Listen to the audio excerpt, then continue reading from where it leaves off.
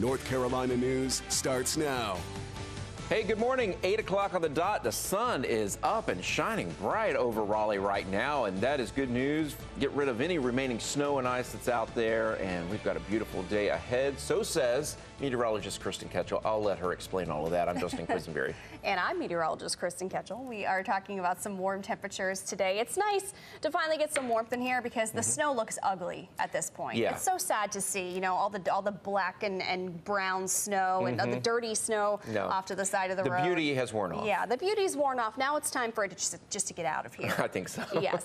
Thank you, Kristen. And we want to show you a live look from Washington, D.C. right there. The sun up in the sky, of course. Well, lawmakers there in D.C. appear to still be struggling to find enough common ground to end the government shutdown.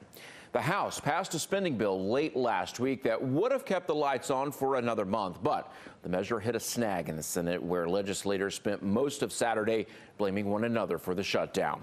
The funding proposal includes a guaranteed vote in the Senate on DACA, but Democrats are worried the bill will then die in the House.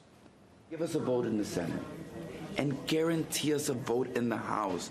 If you have a vote in the Senate, it means absolutely nothing because you have stalemate. I think we look petty. We look that we care more about the party flag than the American flag. The Senate will be back in session again today. Majority Leader Mitch McConnell says there won't be another vote on the funding bill until 1 a.m. tomorrow. Governor Roy Cooper issued a statement expressing his disappointment in Congress and the president for failing to fund the government.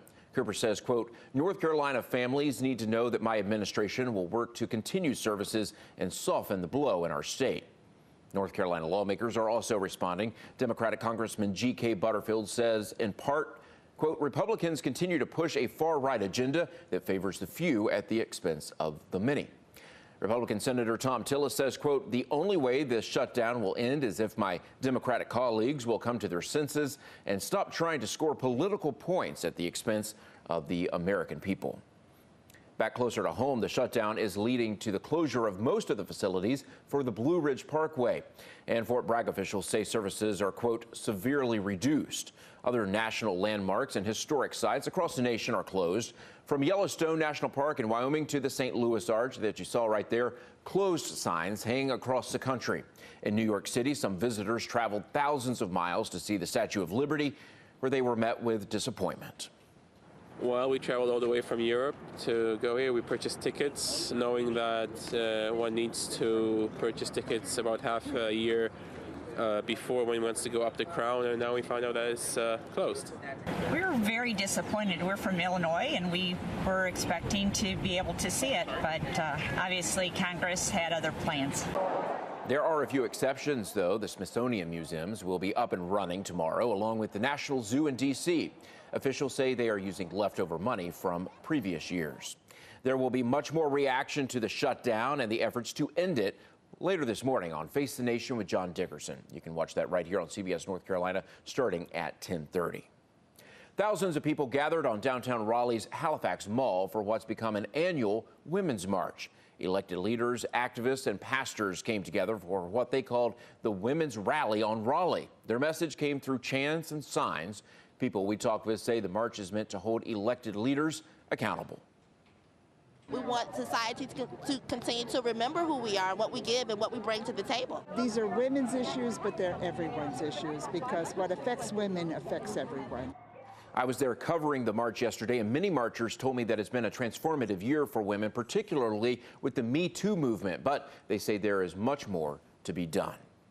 Raleigh was not alone. Cities across the country held marches on the one-year anniversary of President Trump's inauguration.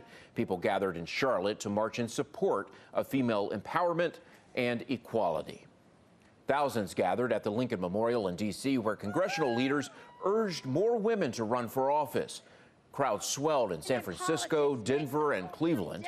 And in New York City, a massive crowd of women and men wearing pink hats carried signs saying, quote, now is the time to be heard. This week, the sentencing phase will continue for the doctor convicted of molesting American Olympic athletes. Olympian Allie Raceman was one of several women who faced Dr. Larry Nassar last week. She's a member of a group of gold medal winning gymnasts known as the Fierce Five. Raceman has been very public with her story. She's asking the court to look at a bigger picture of abuse and power gone unchecked. My dream is that one day, everyone will know what the words Me Too signify, but they will be educated and able to protect themselves from predators like Larry so that they will never, ever, ever have to say the words Me Too. Thank you. Thank you. I'm going to go. The Washington Post reports several women reported Nassar over the years, both to police and to trainers, but action was never taken. Michigan State University, where Nassar worked, insists it followed procedures. Motive unknown. That's the big takeaway from a preliminary report into the deadly Las Vegas shooting. That report included newly released photos from inside the gunman's hotel room. Police say they don't know why Stephen Paddock planned and carried out that attack, but they do not believe his girlfriend was involved. Police also say federal investigators are looking into someone else as a person of interest. New this morning, the Taliban is claiming an attack on the Intercontinental Hotel in Kabul, Afghanistan. That attack is now over after a 12-hour siege.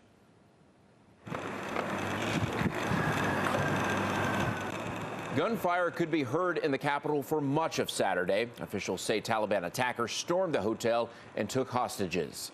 Residents and staff fled as the gunmen exchanged fire with security forces. All 3 attackers were eventually killed, but 3 others, a foreigner among them, also died. Another 7 people were hurt.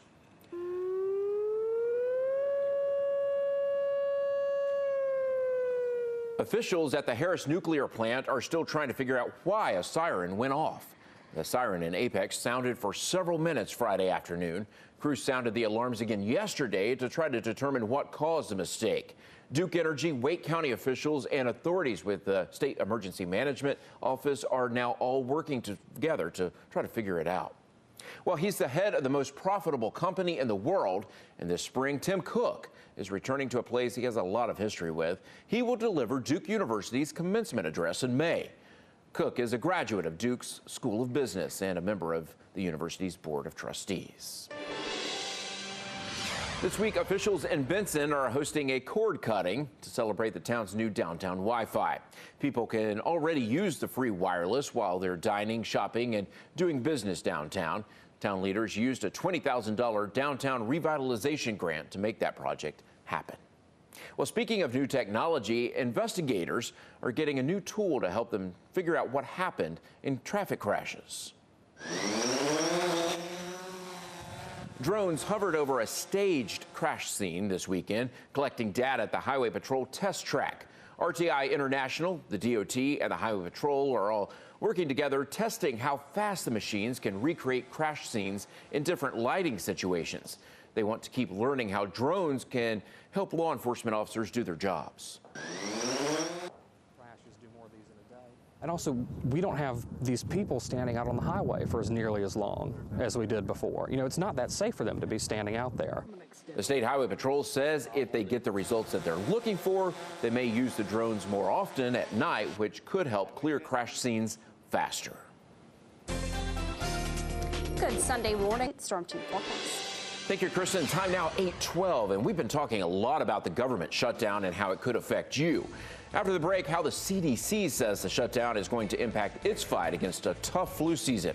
Plus, last night it hit me, and then when I woke up, I knew Duke was the school for me.